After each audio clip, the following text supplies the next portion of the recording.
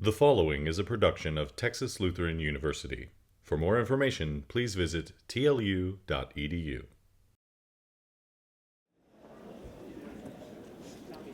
Good evening, everyone. I'm Debbie Cottrell, Vice President for Academic Affairs, and it's my great pleasure to welcome you to the 2013 Krost Symposium. This symposium, focused this year on cultivating innovation, is certainly one of the premier academic events held on our campus.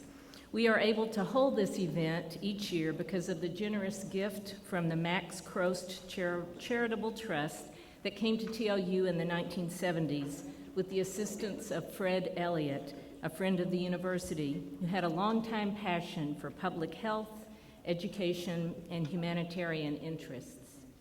Today, the Krost Symposium is one part of TLU's Krost Life Enrichment Program, designed to foster the physical, intellectual, social, and spiritual development of TLU students and the broader community.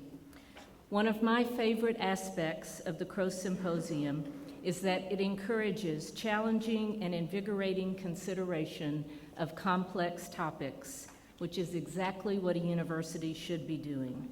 Past topics have included mass incarceration, nuclear war, healthcare, and concepts of suffering and salvation.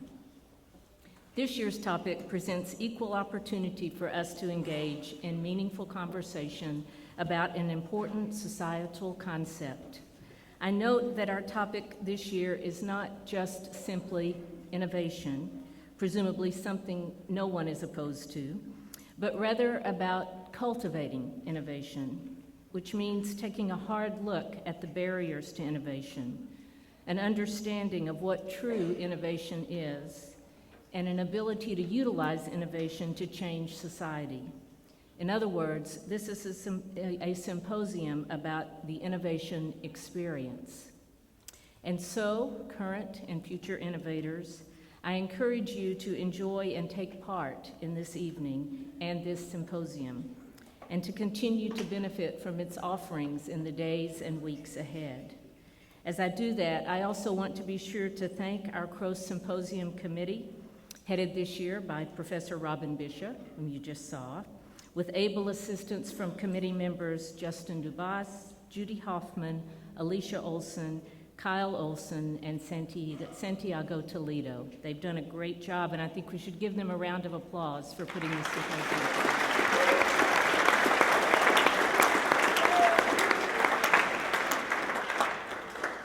Thanks to each of you. Thank you all for coming tonight. And now Professor Kyle Olson will introduce our guest speaker.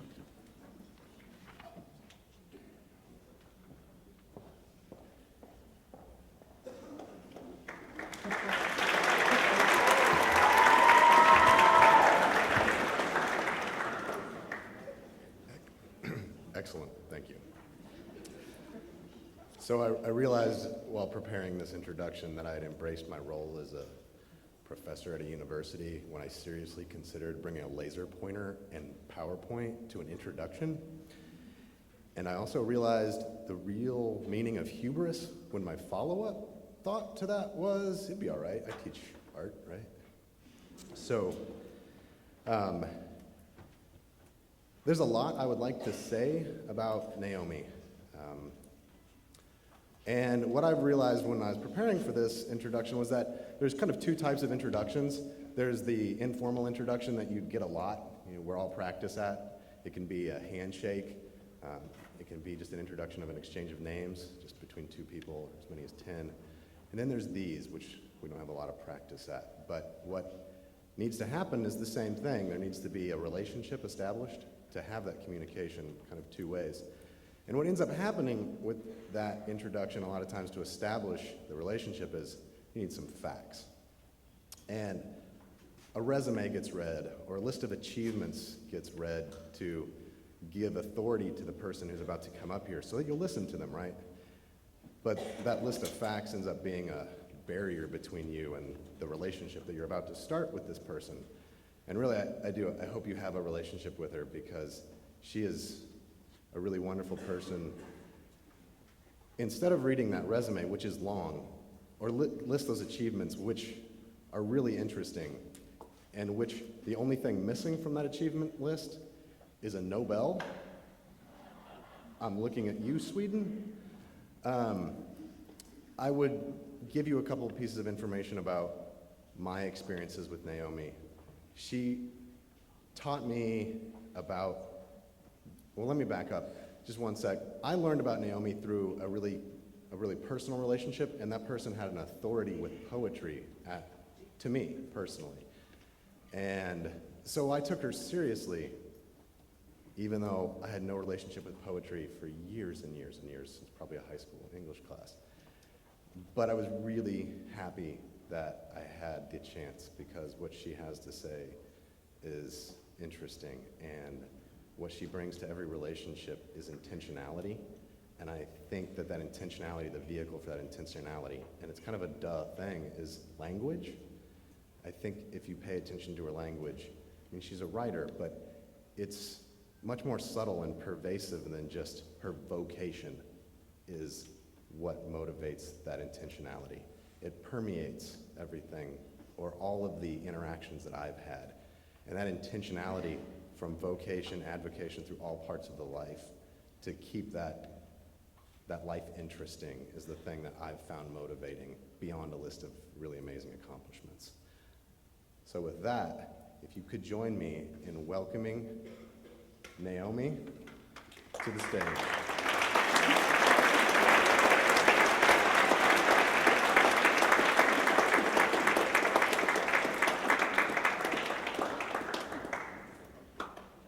Thank you so much to everyone who has worked on the Krost Symposium. Thank you to Kyle Olson, Robin Bishop, Steve Anderson, everybody who's been so generous with me. It is a huge honor to come back to TLU. You all look beautiful out there. I've always been touched by how kind you are at this campus, and the innovative work that happens here at this campus was condensed for me walking around your campus for an early hour this afternoon and seeing all the flags that say these simple 5 words: learn boldly, live to inspire. I thought, that's my whole talk in 5 words. I hope they'll be able to stick around for my 40 minutes, because that's my whole talk, and you see it and walk under it every single day. Kyle, I have felt when I was with your art students here before that you expand imaginations and encourage possibilities.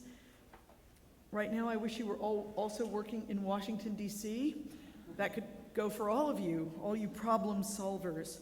When you sent me your notes for the intro tonight, I was inspired because you drew pictures, wrote on the page going in different directions, used slightly mysterious phrases, which I love, and wondered why classical musicians wear black. Fun layerings of thinking. Your notes reminded me of the place in mind space that I most like to be. I want to congratulate all of you freshmen and all the students here for having the good sense to come to TLU. I think you made a wonderful decision. What you gain from the proximities of a more intimate campus can hardly be measured yet, but someday down the road, you'll know. There's a very, very good chance you'll stay in touch with some of your friends and professors from here and retain very specific, positive memories. I went to a smaller school myself for university, Trinity in San Antonio, simply because it was the closest school to my house, and I know that to be true. To an outsider, Texas Lutheran University has always felt like a very warm-hearted institution dedicated to service, committed to arts and humanities, science, idea-making, real authentic encouragement of the heart and soul of education. So thank you for holding this symposium, for knowing how much innovation matters, and for goodness sake, for including me. I also thank this campus for hosting one of the best concerts I will ever see in my life, right here on this stage a few years ago, Ladysmith Black Mambazo. A powerful energy transfusion happened. If you've never heard this South African group and you weren't here, please call them up on YouTube and just think, that energy was right here on this stage. And I won't be able to replicate it in any way, but I carry them in my heart every day. I hope I say some things tonight which are useful to you. I know that you all represent many different channels of learning, many different areas of fascination. I hope I remind you of some things you already know. Speaking as a poet, as a writer, sometimes I feel what I say about those topics really relate to all topics. I hope you'll feel that way. Sometimes we just need to be reminded of things which are already close to us. If you plant different things in the same ground, stir up the soil, feed it, nourish it, water it for a while, sometimes, in Texas, something finally takes hold and changes the yard. I noticed that some of you have notebooks in your laps. That made me happy. It's my number one habit in life since I was a child. If you take notes, you won't have to remember everything. How will you know if there's anything worth remembering if you forget it all? Later, you will have something to go back to. You have no idea where your notes might carry you later. Sometimes I take notes at movies. I think it's really important to remember what the last line of a movie is. And if you don't write it down, you won't. Even in the grocery checkout line, what is that interesting looking woman buying? Last week, a woman in front of me spent $212 on pumpkins and gourds. I thought she might be decorating a mall. The checker asked her what she was doing. She said, "Decorating my front porch." He sighed after she had gone. Can you imagine having that much expendable income? These two seemed like characters in a short story. I wrote about them both that night. I take notes while driving, but I pull over first. I do not text. My whole life is a text. But if I did, I would pull over. Oh, Texas, please pull over. I wanted to read first a poem by the great W.S. Merwin of Maui, Hawaii. He's a conservator of endangered palm tree species. By the way, he took some seeds from Gonzales, Texas, those little palms there that were lying on the ground one time. He turned 86 years old 2 days ago. He still writes all of his rough drafts of poems on the backs of junk mail envelopes because he says the pressure is less. And he believes one of the greatest things we can do for ourselves early on is to allow ourselves to fail. This is called To the Mistakes. You are the ones who were not recognized in time. Although you may have been waiting in full sight, in broad day, from the first step that set out toward you. And although you may have been prophesied, hung round with warnings, had your big pictures in all the papers, yet in the flesh, you did not look like that. Each of you in turn seemed like no one else. You are the ones who are really my own, never will leave me forever after, or ever belong to anyone else.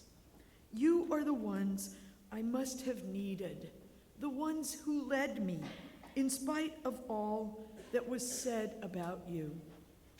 You placed my footsteps on the only way. To the Mistakes.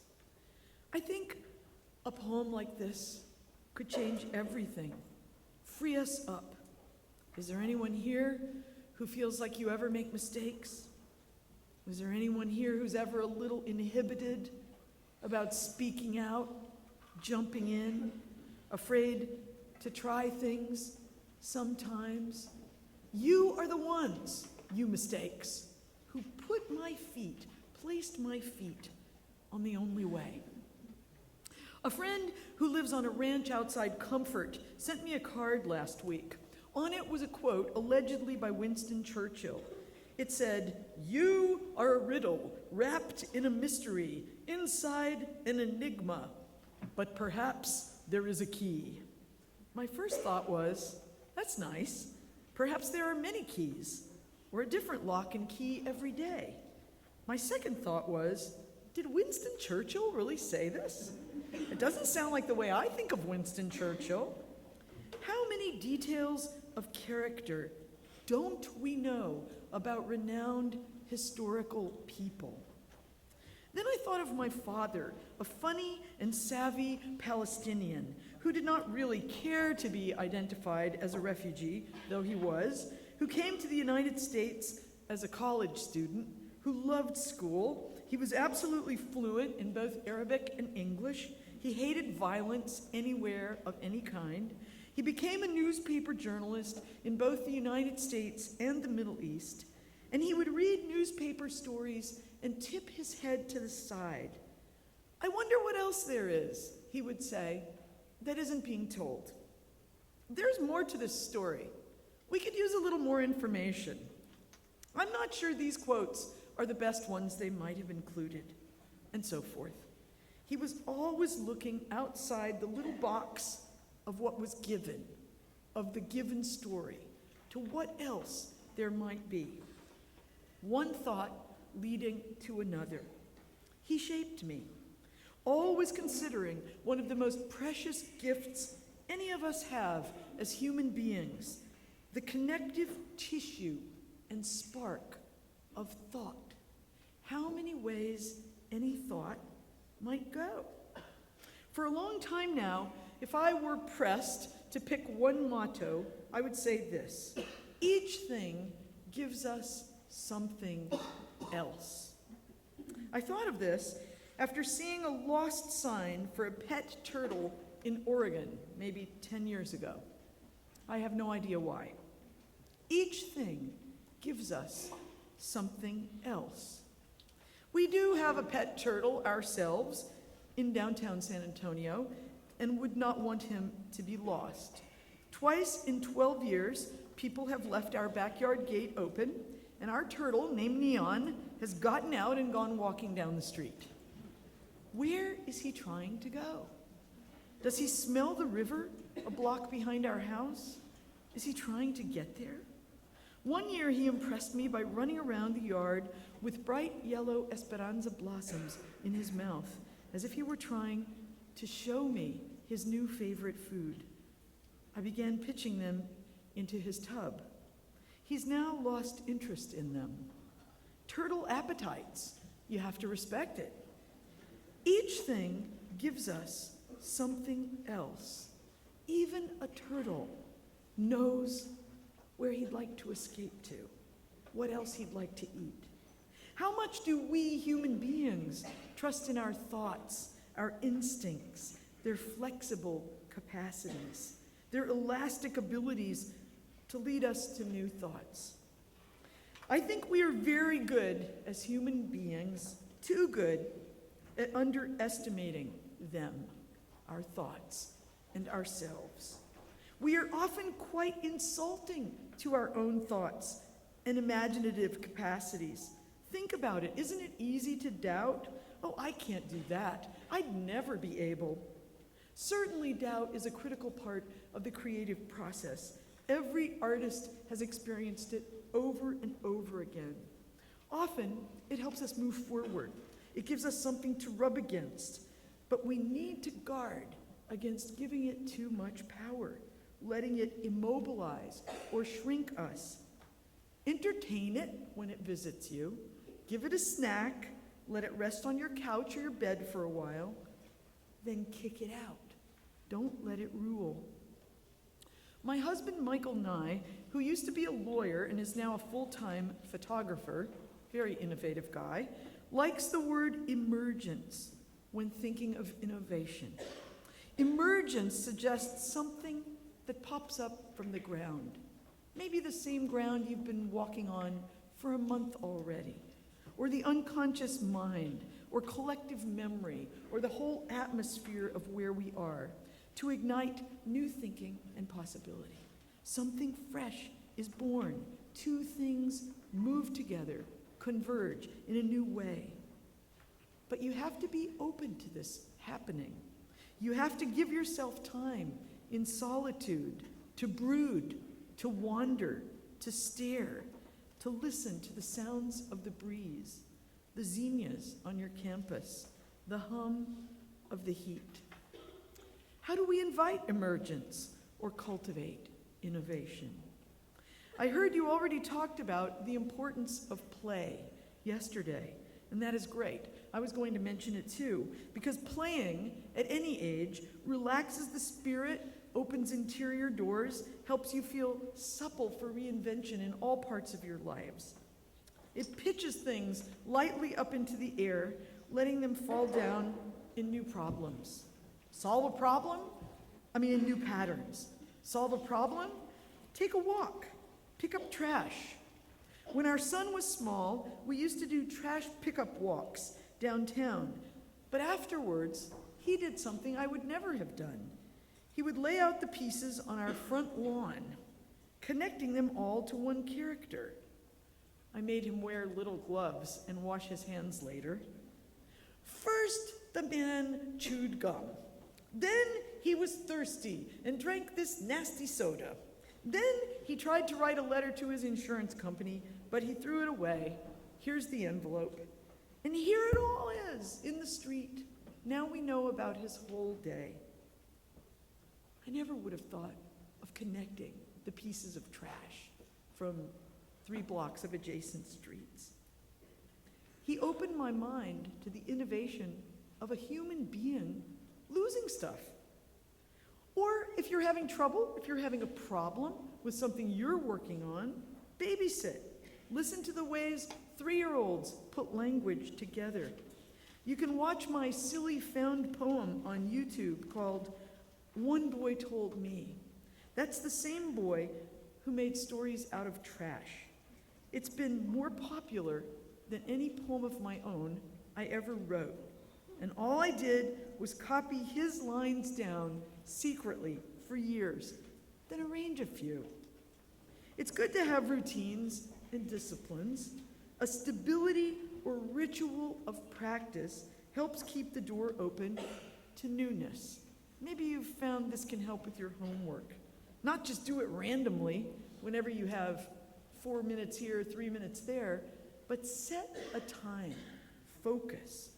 The poet David Ignato used to say he went to his desk at 8 a.m. every single day of his life and began typing right on the dot.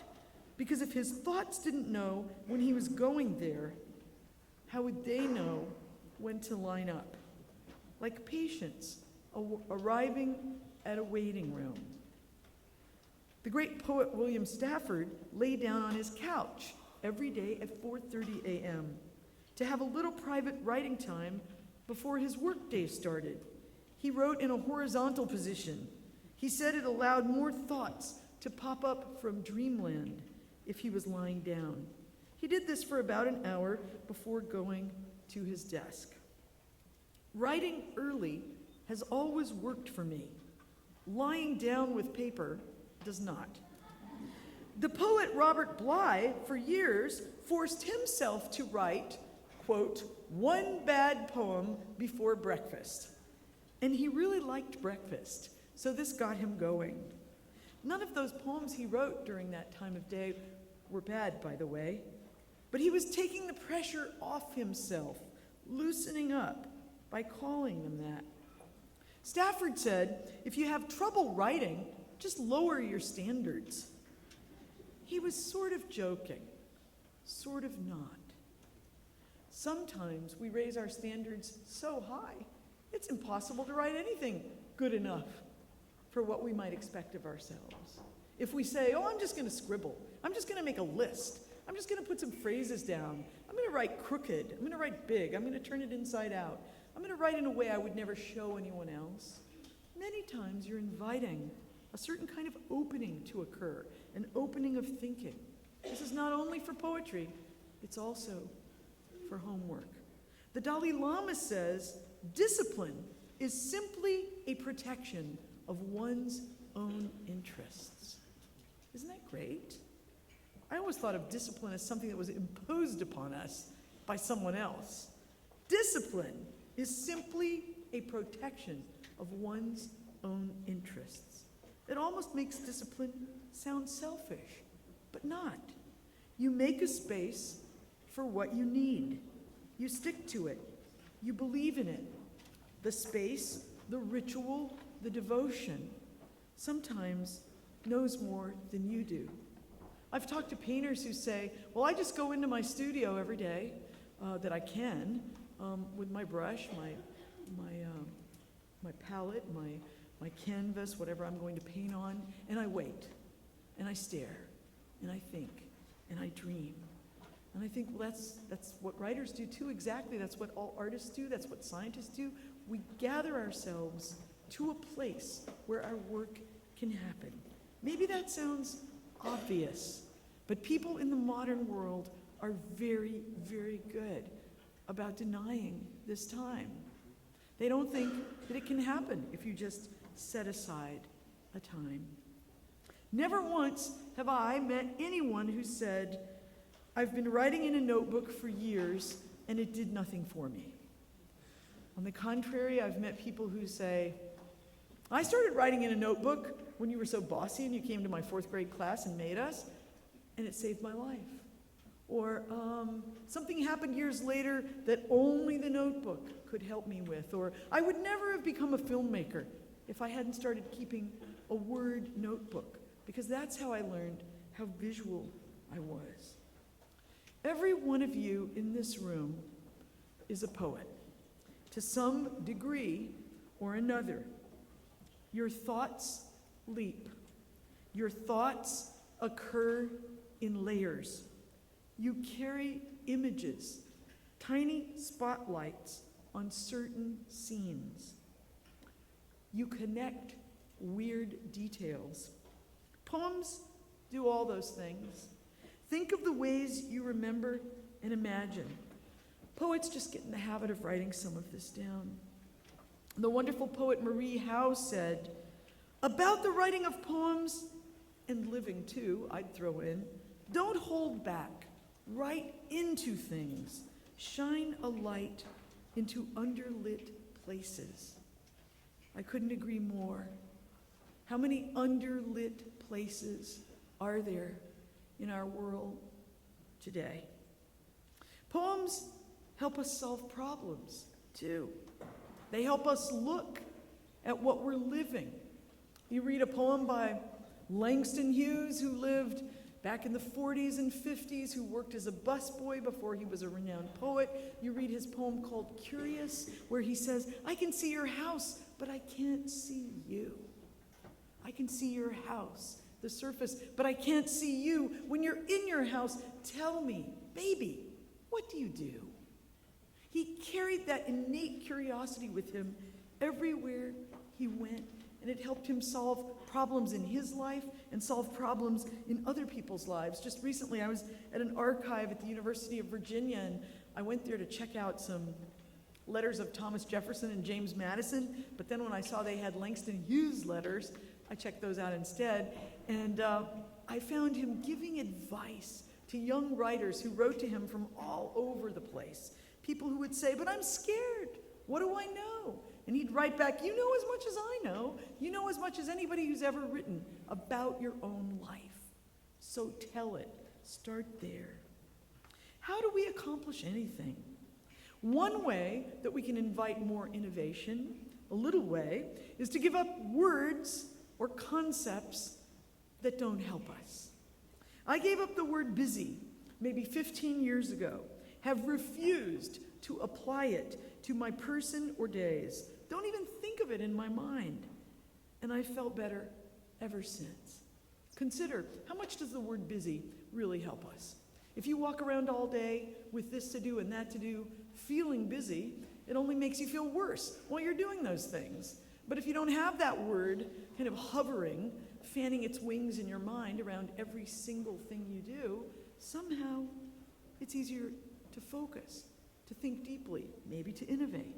In a time of muchness and overwhelm, too many wars, what a shock, all these wars. Too much violence in too many places that we can't solve, no matter how much we wish we could. In a time of messages and massive chatter, when so much is at our fingertips, and sometimes we wish it weren't, in a time of quick access and occasionally old-fashioned loneliness, in a time where simple acts are often rediscovered as if they are enormous revelations, I could write a real thank you letter on paper and mail it. I could go outdoors and read a book. I could feel the light soften, listen to the cicadas strum their little guitars. How do we stay tuned? Amidst all the things we are asked to absorb, entertain, contemplate. Someone told me that a single Sunday New York Times contains as much information as our great-grandfathers were asked to absorb in an entire year. I don't know if that's true. How would you know such a thing? But it sounded about fitting for the kind of overwhelm of possible information that we live with. So here's a little tool for focusing. The great poet Anne Waldman, a very interesting poet, whom I've loved since I was young, but never met till a few years ago, wrote a little paragraph called Alphabet of Mother Language. And she just thinks about the amazement of having different letters in any language. I'm just going to read you a little section of it here. Each letter a star. This sounds almost like a prayer to me. Each letter a sign. Each letter a gesture. Each letter a captured sound. Each letter a resolve. Each letter a whiplash. Each letter a scorching brand. Each letter a flame. Each letter a twitch. Each letter a bundle of firewood. Each letter a thirsty pioneer. Each letter a rice harvest. Each letter a cooking pot. Each letter a treasure. Each letter a tide now rising. And she goes on, and then each letter a love. Each letter a possible mistake. I like how she too gets the sense of mistake in there, that we use our letters, we reconfigure them, we're always shaping them, shifting them, and sometimes they mean more to us than others, and we're always searching, trying, attempting to innovate with that same little bundle of letters to create meaning for ourselves and the people around us. I don't think I had any particular talent as a child, and maybe not even till now, but I did have an appetite for those letters. Poetry was read to me before I could read. My mom had a few books. We went to the library religiously. Our dad told us folk tales from the old Middle East of his childhood. I loved the way you could hear a story or a poem by Emily Dickinson, Carl Sandburg, Walt Whitman, William Blake, and feel calmed inside, as if words had done something deep and true in the air and inside you. I hope some of you have felt that way sometimes when you hear poems, or even a line of a poem. Basking in the stillness, somewhat mysterious, that would follow a poem. But your own thoughts would keep rolling. Carl Sandburg had said, a good poem left something happening in the air when it was over. I think all art does that.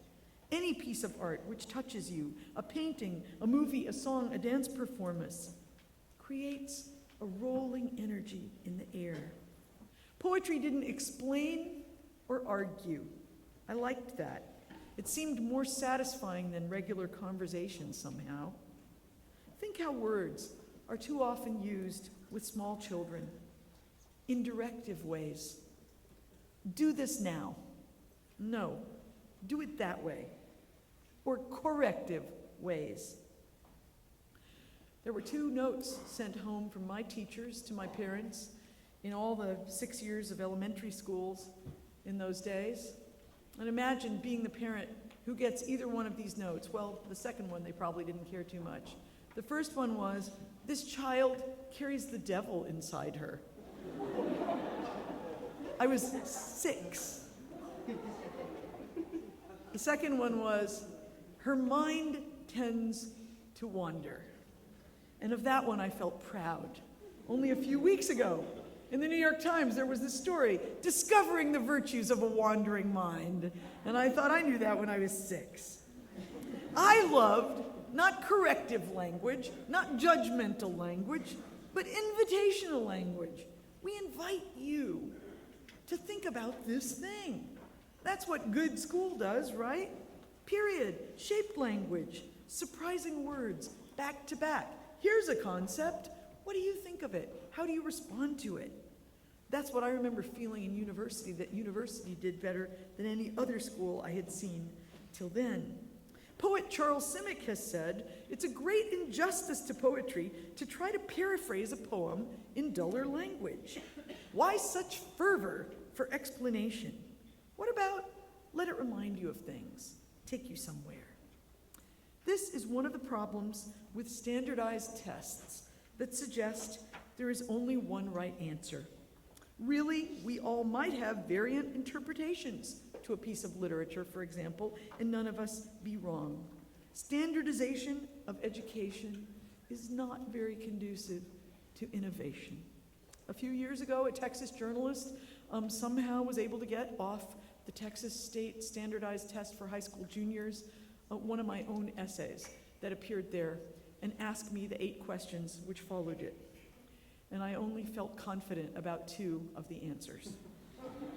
When Emily Dickinson, though, said, "I'm nobody, who are you? Are you nobody too?" something in my young heart shouted out, "Yes, you bet," every time. That spoke to me. That helped me feel a presence of self in time. Luckily, my brother and I were also taken, he might say dragged, but I would say taken, to the St. Louis Art Museum nearly every Sunday afternoon of our young lives to look at art, to witness slideshows by artists, to hear lectures that were somewhat above our heads, but fascinating to me. My mom had been a full scholarship art student specializing in painting, beginning at age 16 when she graduated early from high school at Washington U in the heyday of that art department. The world-renowned painters Philip Guston and Max Beckmann were 2 of her life-changing teachers. Since she had not been exposed to art at all as a child and had somehow stumbled into that precious world on her own and felt it had saved her, she was determined to share it with her children. Well, it changed me. It opened me. All these incredible visions happening right out there in the wide world, it connected to poetry. We would stand in front of a painting by Matisse or Paul Klee, for example, and she would tell us something about their lives and ask us what we saw in the painting. And then we would stand there some more. We moved very slowly in the museum. It was a different kind of consciousness than the rest of the week offered. We also ate a late lunch there. I remember thinking for the first time about the beauty of food arranged on a plate, each plate as an innovative offering. I was 6 and 8 and 10 and 12. It changed me. I started learning the language of poetry and art is innovation, and it's everywhere, and it embraces it, no matter what styles or themes you favor. Poetry has, both now and through history, attempted to crack open, flex, help thought grow wider, embrace, look deeply, turn inside out, whatever the world gives us. Poetry does not believe in war. Poetry bows down to the word innovate. Poetry does not prefer the superhighway. It would take the little roads between San Antonio and Seguin whenever it could. I could see already as a child the world was full of cliches. Those reminded me of ditches alongside the road where water would run swiftly after a rainstorm. They were muddy. You fell into that ditch, and you were in big trouble. Your words could go a certain dull way. Last but not least. Oh, please. It is what it is, a recent modern cliche. How much I despise it. Every time I hear it, I want to say, no, it's not. It could be many things. It's something different to everyone. What is wrong with you? Weird was always a positive word to me, a compliment. Has anyone ever told you you were weird? That may be a good sign. Not an attack, but a compliment that separates you from the pack, whatever pack it is. You didn't do things or say things in the same way as everyone else. This is the dress I was wearing when I first identified as a poet, this red one over here. I was 7. I had just started sending poems to children's magazines because my school librarian had told me you could. She said, patience will be required. Maybe 20 poems will be rejected before one is ever accepted. You can't let that hurt your feelings. She said, you have to stay strong. I remember walking out of the library that day thinking, I never really thought of that. If you love poetry and you want to share poetry, you have to stay strong. This red velvet dress with hand-embroidered stitchery of children and birds was made by my Palestinian grandmother, whom I had never seen yet, and it arrived in a brown paper package tied and knotted with many strings in the mail. It had flown across the whole Atlantic Ocean, or maybe taken a ship, probably taken a ship, across the whole Atlantic Ocean to get to me, and it took 3 months. She sent me 3 dresses, one purple, one white. I still have all 3 of them, but this one was my favorite. My mother did not want me to wear it to school. Red velvet on a playground, a merry-go-round, going down the slide. I pressed. I could already see that growing was inevitable.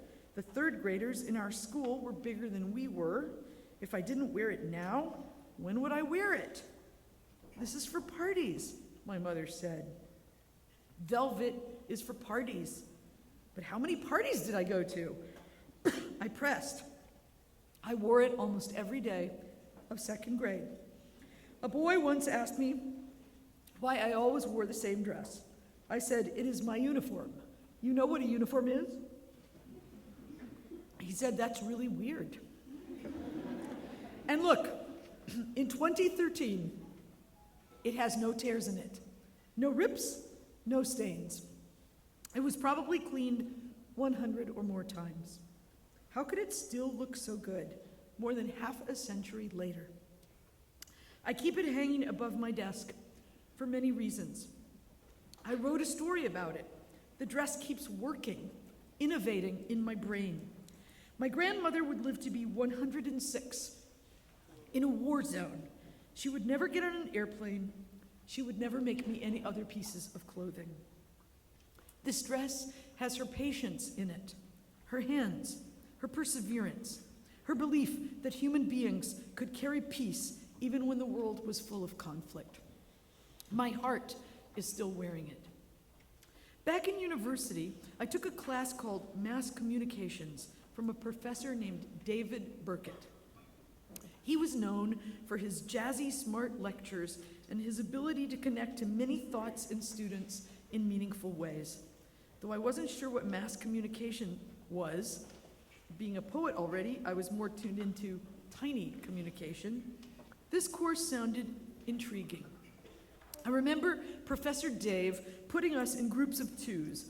Somehow he figured out quickly which people would most likely have oppositional thoughts. Maybe he gave us a survey the first day of class or something, and making us discuss particular controversial topics with our partners and come up with strategies to extend the conversations further. From the points where we would disagree, that was when the innovation started. What would we do next? Okay, you're both mad now. Find a strategy. Diplomacy lessons.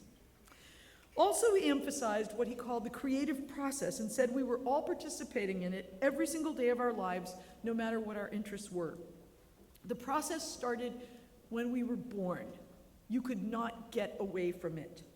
There were ways to enhance it, live it more fully and richly.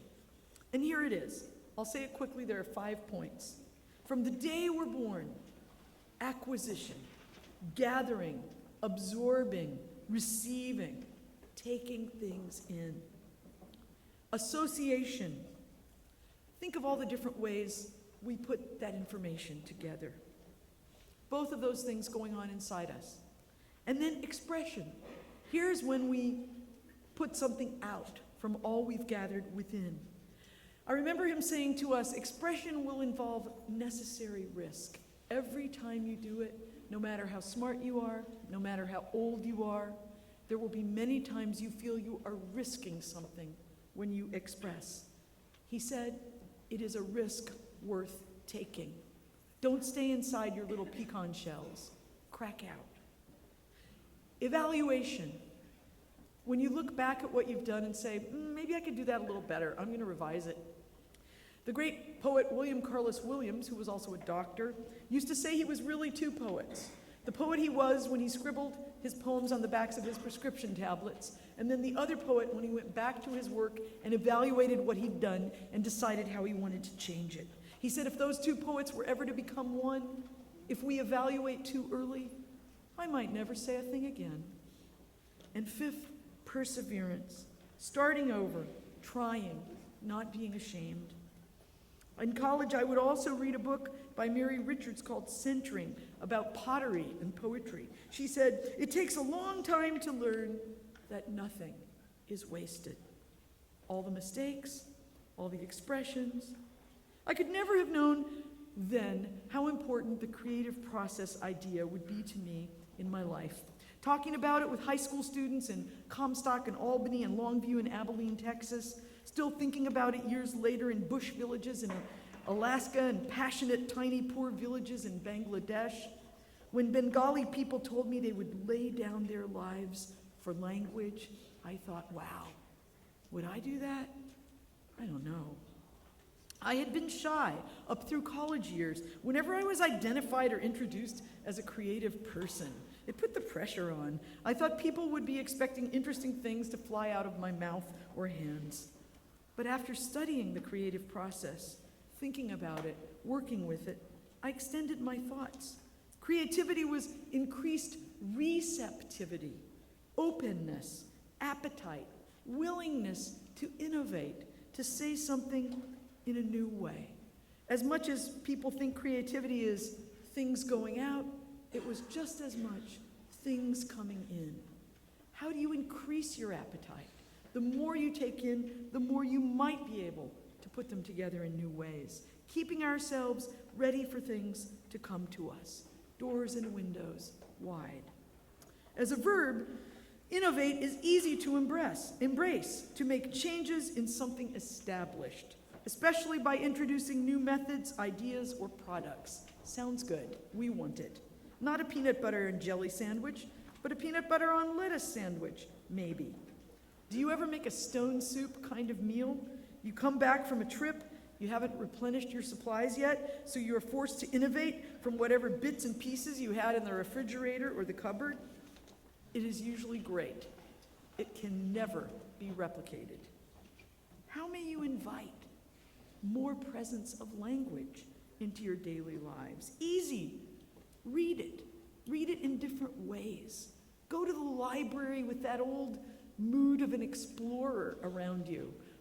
Now we go to the library, we're so directive. I'm looking for this one book. But what about just browsing for a little while, even 10, 12 minutes to find a book that's calling to you? Find lines you like. Give poems as presents. They're very cheap presents, and people love them. Take more notes. Take them everywhere, every day. Be more luxurious with your scrawls and scribbles. Thank goodness paper is still cheap. Invite the endless, quirky poetry of your own observations to have a place to stretch and connect. 2 weeks ago in South Dakota Museum, I saw a calf with 2 faces. It was stuffed inside a case. A statistic stood by on a white card. People are often shocked when this occurs, but really it happens 1 in 500,000 calves, or some such number. Therefore, the note suggested, we should be ready for it. Two-faced calves could happen in any barn or state. An oddly poetic detail accompanied the statistic. The owner of this calf said it was most startling when both faces would cry together in a kind of harmony. Innovation often requires a willingness to make harmony with a known sound. Are we ready? There are no foreign lands, said Scottish writer Robert Louis Stevenson. It is only the traveler who is foreign. I did some research for this talk. I asked some people I would identify as most innovative to comment on the word or concept. I asked them each to give me only one sentence, but only 2 people stuck to that. Carrie Fountain, a poet in Austin, who teaches at 2 universities and has 2 small children, so her life is full, said, innovation means having more than one idea at a time and being able to hold both ideas next to one another, even when they contradict or cancel each other out. I like that image of holding 2 ideas, 2 children, next to one another. How do we do that? The weight of things. One doesn't always have to win, but something new might be created. I liked her mention of contradiction, the world so full of it. Religious people going to war, though every single religion says thou shalt not kill. How do we take this seriously? They justify contradiction, the bafflement of our time. How do we survive it? I liked her use of the verb hold, to contain, to absorb, to mix, and shift. When people talk about multitasking these days, I'm sure you've heard it, doing more than one thing at once, I pull back and try to think about focus, how it affects us to be scattered. How do you feel? Divided among the mind's dash and dazzle. How we feel better sometimes when we seize on one thing that feels essential for that moment, that fills that moment's need. But then we have to go back to the mixing, the contradicting, still to find little ways to keep our ability of focus, a daily challenge. Carrie's husband, the playwright Kirk Lynn, said this, innovate, find a problem, take it home, make it your own. That is fantastic. Any problem. What can I do about it? How might I respond to it? Could I make even the slightest dent? Creatively, artistically, how would I innovate to present this problem and its solution in a new way? What small movement might I make? David Lake, one of the brilliant founding architects of Lake Flato out of San Antonio, you probably heard of these people, they win architecture awards nationally and internationally every year. He sent me 4 or 5 very long messages about innovation, and then he insisted I come by his office to pick up a book. This book, The Idea Factory, Bell Labs, The Great Age of American Innovation by John Gertner. David wrote in the front of the book, just skim it. He said, a problem persists, and abruptly you have a flash of ideas, a cascading series of thoughts, seemingly unrelated, but leading to a rapid-fire, euphoric moment of inspiration, which enables quiet to emerge. When ideas flow, a sustained quiet. He was not the only innovative person who mentioned quiet or silence as a very helpful friend in dramatic times. I worry sometimes that this modern world is losing a sense of quiet. Another writer said, remind everybody to rest. We're the best innovators when we're rested. She said, Seamus Heaney, the Irish poet who died a month ago, always urged us all to attend to the first alertness in our mind in response to any idea, issue, or problem. The first alertness. This doesn't mean revision isn't important. Working on something over a long span of time forces you to innovate in more ways than you might realize you could. I just turned in the 11th draft of a little novel, 111 pages, for 7- and 8-year-olds. It started as a 19-page picture book 5 years ago. Hopefully, it is only going to need one more draft. Everyone here has hopefully had the experience of going to bed with a problem in your mind and waking with the solution. Sometimes the table needs to be cleared before you can see what is placed on it. We are all fountains, which sometimes get clogged with leaves, and we have to filter those leaves out before the water can flow again. Resting, becoming quiet, can be a kind of filtering. Sometimes desperation can be good. A number of people mentioned that. I innovate best when I have a deadline. I'm pressed into action. Something must burst forth. If we trust that it will, it often does. The summer, I attended a poetry festival in England whose theme was a line from a John Masefield poem, one of the native sons of that town of Ledbury. And this was the theme: life loves to change. Everywhere around the town, in every cafe and at the hardware store, there were life-size cardboard cutouts of real people who lived in that town, young, middle-aged, old, holding signs that said, life loves to change. Hard to take sometimes, hard to accept, but inevitable. Life itself as daily innovation. Finding ways with language and thinking and quiet, which help us be up to that. You'll have to stay strong. Sometimes the innovator is criticized. Are we strong enough to take it? Sometimes people will say something to me like, oh, I sent a poem out once and it was rejected, so I never sent another poem out. And I think, one poem? That's how low your level of pain was? I went to a college once where it was written in the program, this is the visitor of the literary festival whose words will most likely be forgotten. Under my name. I read that and I thought, what do I do? Now what do I do? I mean, should I just go home before I speak? And then I thought, no, I think it would be more fun just to pretend I never read it. Just to go on like a normal person. I mean, if I can do that, I guess I'll feel a little tough. And I'm not going to complain. I'm not going to ask who wrote that. I'm not going to track that person down in a dark alley. I'm just going to go on and see what happens. I didn't even know yet what my great-grandfather had suffered. My great-grandfather on my mother's side, Carl Friedrich Allwart, was the main minister at Mount Zion Lutheran Church in Hamilton, Ohio for 43 years. He tried to be an innovator, and people seemed to get very mad at him. Maybe it was an excuse. Maybe they just didn't like him. I read about all this a few years ago on microfilm at the Hamilton Public Library. His parishioners criticized him for everything. There were letters to the editor against him for years. They didn't want him to preach in English. He said, we are in the United States. We speak English now. You speak German at home, but when you come to church, you speak English. They didn't like it. He tried to encourage increased community service and less tea partying. They didn't like it. I mean, old-fashioned kind of tea partying. He said the church is not a tea party. He also wanted to give money to Africa. They didn't like it. It made them furious, actually. They wrote very nasty letters about him. A librarian who was helping me read these letters sighed next to me. She said, what a hard time he must have had. I told her the family lore described him finally having a nervous breakdown right there in the church at the pulpit. I had wondered about this as a child. My mother could not remember ever having seen him smile. Supposedly his breakdown forced one of his sons, who had not wanted to be a minister, to become one, to succeed him.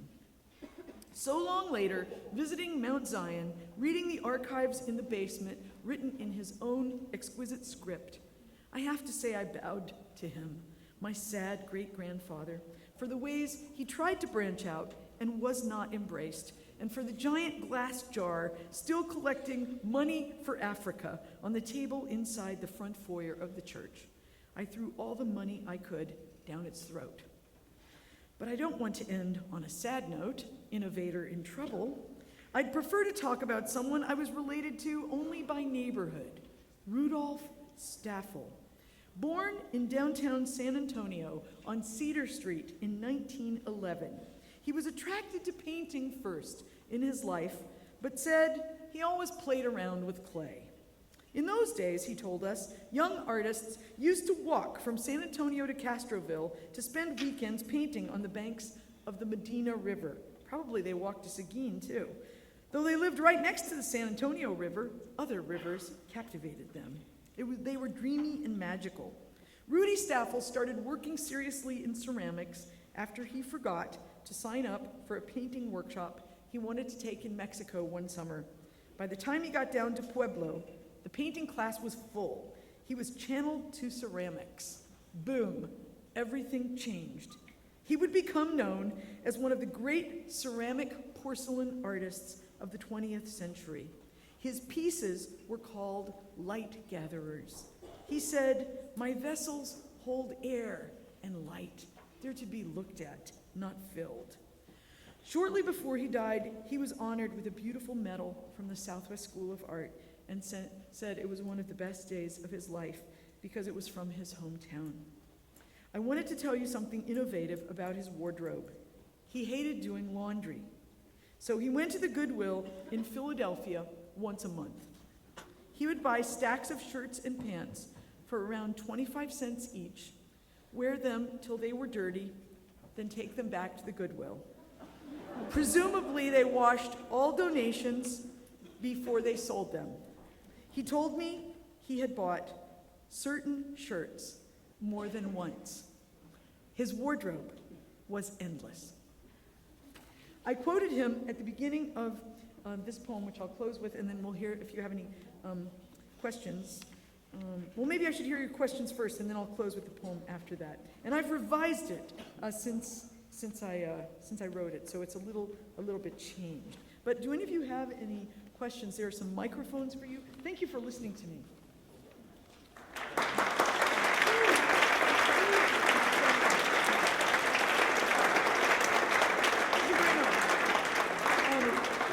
Thank you so much, and I really appreciate your deep listening in this room.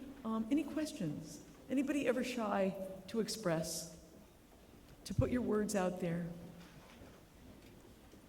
What's the worst thing that can happen? I mean, this would make me shy, going to the microphone like this. Yes, hi. I'm far from shy. What is your favorite mistake and why? My favorite mistake and why? I love that question. My favorite mistake, well, on the day that I graduated from college, it suddenly hit me that I had never taken a science course in college. And I was thunderstruck by this. I was what was called a university scholar at Trinity in those days, and you could only take courses in your major. And I thought, I should have taken botany, biology. What is wrong with me? Now I'm going to have to study it on my own, and it'll be a lot harder than studying some other things on my own would have been. So I have studied and read a lot of science ever since. I wouldn't say that's my favorite mistake, but I realize now that it would have fed me so much, and I think it increased my appetite for science and learning more about science ever after, reading biographies of scientists and so forth. I guess. I don't know if that's favorite. I mean, take science. You're lucky you still can. Yes. Hi, my name is Erica, and I'm a molecular biology major. Good. Excellent. I remember you saying as human beings we tend to underestimate our thoughts. But I know as a science major, I tend to overestimate our thoughts and innovation because I tend to think too high of standards instead of thinking too low. So the unconscious mind, wouldn't you think that overestimates? That's why it kind of ranks people for innovation instead of pushing forward over underestimating? You know, I've always had a problem with that word underestimate, overestimate. Maybe I used it improperly. I think we tend to allow our doubts and our flaws and our faults, oh, well, I couldn't write, when I was in third grade, therefore I can't write now when I'm 19. I couldn't write a poem. So we tend to let them get larger in size and scale. We do that with our faults, with the negative things we think about our innovative capacities. Whereas we don't tend to do that with our victories in quite the same way. I think maybe we should be kinder to ourselves. Yes, instead of stepping back, we should just end up stepping forward and realize that overestimating is actually quite frank, a good thing than underestimating, because the possibilities are endless Right. for innovation. I'm having a little problem with the static in this particular microphone, so I'm not sure. No, just that underestimating for innovation is quite frankly what we shouldn't be worrying about instead of overestimating it, because we believe in ourselves and it's such a high Right. standard. So we shouldn't be We should nervous keep, or we scared. should keep Exactly. believing. Yes. We should keep believing, even if we have failed at something. You know, and I think many times the things we failed at, you know, the poem that you sent out, that a poet could send out 20 times that was never accepted, still you learned something from it. It's not a failed poem. It helped you think. It helped you look at the world. Thank you. Thank you. Anyone else out there? Thank you. One more minute, going, gone, like in an auction. One more minute. Yes. Hi. Good evening. I was wondering where you find beauty. If there were 3 places that everyone in this room should visit in this area, what would they be? Oh, 3 places only? Well, I think downtown Seguin is very beautiful. I went around for an early hour.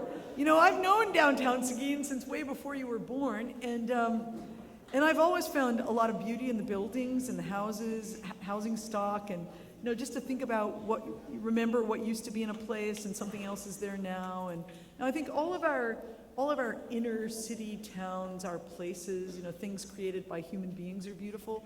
But I would say that Guadalupe River that you cross when you come into Seguin, which I've never spent much time on at this part of it. I've spent more time on it in other parts of Texas, but I'd say it's exquisitely beautiful. When you look down to both sides, you think, whoa, what would it be like to be down there on one of those docks? It looks amazing. And I would invite you all to come to my neighborhood, the now 15-mile-long Riverwalk in San Antonio, and especially go to the part in the King William neighborhood and walk south, what they call the Mission Reach, because that part is not built up. It doesn't have any commercial establishments on it. It's just, they're trying to create more of a bird and plant sanctuary, more indigenous spaciousness. But you know, living in Texas, one place of extreme beauty is always just to look up. I mean, having the sky we have here is really, you never get tired of it. And so I would say the sky, the fields. I like your campus because it has a lot of spaciousness on it. You know, I visit many schools where there's not a scrap of grass, where the buildings are all side by side and just concrete little strips of sidewalk between them. And here you have all these nice vistas of grass and trees and plants and sky, and so all those beautiful places. And then, of course, museums, schools. Thanks, that's a great question. I really like it. Yes. I just wanted to share with you, my wife couldn't be here tonight. She had to work an event at her school, but in the late 70s, you were doing an artist in residence program in her junior high school, and she wrote a poem, and you told her it was good, and it really meant a lot to her and touched her in a deep way. And she was sad she couldn't be here, but I wanted to share that with That is really so nice of you to tell me that. Thank you. And that carries me back. I really appreciate it. Say hi. Listening to children and listening to young people, for me in my life, that's been one of the greatest privileges and luxuries. And I think it's helped me keep a freshness about language, a sense that you never run out of material. You know, I think human beings tend to have this odd idea, not you, but some human beings, that other people's lives are more interesting than their own. But every single life, as we know, is incredibly interesting and inimitable. Nobody else has exactly the same life. And so having that confidence to speak from our own life. It took a little bravery to even talk about my dress, but I really wanted to, because to me it signifies a time when I had to innovate. And I wanted to end with mentioning Rudy Staffel's wardrobe, because I've never known anyone in my life who did that, you know, what he did. And so I wanted to connect to, you know, kind of our own innovations are like clothes we wear too, and the things we become known by, the things we say. So thank you all very much, and thanks again to everyone for all you did here. So I'm going to read this poem to close, and I revised it a little bit. It's called Mind as a Bucket. And Rudy Staffel said, "Procrastination is the most creative act there is." Into the bucket we pitch the fresh from the word freshman. Stick it to everyday's forehead, fresh by waking and thinking, stirring and mixing, fresh at any age. Grant ourselves our own fresh mistakes. The in from the word innovation. Check those wild ideas into the inn. Assign them a spacious room. Don't worry, they won't be staying forever. Think what might happen while they're visiting. Who else they might invite over. Innovation holds great welcome, savory sweetness, willingness to fail. The mind's a very deep bucket. Room for others who innovate in ways different from you. Plenty of empty. So many sifting and stirring styles, but first you have to pour something in. Don't wait too long. Perfection not required. Bucket may be rinsed, refreshed. Don't forget, pause to thank the bucket. Thanks a lot. Thank you so much.